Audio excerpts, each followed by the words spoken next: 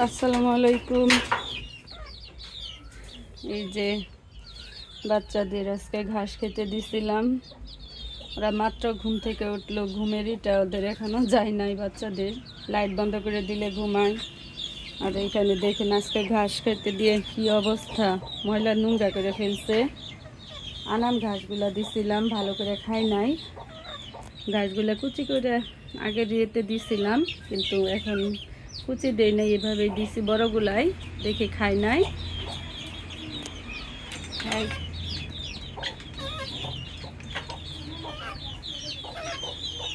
কুচি করে দিচ্ছি, এগুলা দেখেন খাই নাই। এই যে ইঁদুরে মনে হয় গর্ত করতেছে, এটা হালকা করছে, আস্তে আস্তে করবে। আমিও আছি ইঁদুরের জন্য।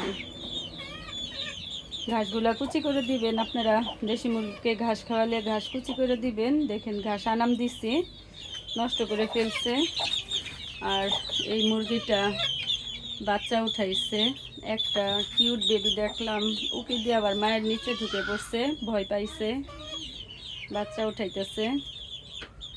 আর এটা বাইরে গেছে, কুচে থেকে বাইরে বের হয়েছে খাওয়ার জন্য, হাগু করার জন্য বের হয়েছে। দেখেন বাচ্চারা মাশাআল্লাহ সুস্থ আছে, কিন্তু আপনারা জানেন যে আমাদের ঘরটা ভালো না বেশি একটা। ঘরে পানি পড়তো আগে, যে দেখেন পানি পড়ে কি অবস্থা, স্যাঁতসেঁতে অবস্থা হয়ে গেছে। অনেক চেষ্টা করছি, কিন্তু এখনও পানি পড়ে। সেজন্য আজকে আবার একটা ঘরে একটা পর্দা ছিল, বড়, অনেক বড় একটা পর্দা ছিল,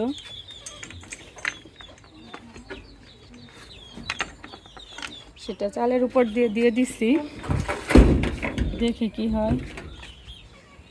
এই যে পর্দা, দেখেন অনেক বড় পর্দা, তো সেজন্য এইভাবে দিয়ে রাখছি। আশা করি ঘরে আর পানি পড়বে না, কারণ বাচ্চাগুলোর জন্য অনেক কষ্ট লাগে। নিজের বাচ্চার মতো ওদের লালন পালন করতেছি। এই যে দেখেন পুরা চাল প্রায় সামান্য একটু বাকি আছে, এখানে অবশ্য পানি পড়ে না, এদিকে পানি পড়ে পুরা চালটাই ঢেকে দিচ্ছি পর্দা দিয়া। আশা করতেছি আর পানি পড়বে না।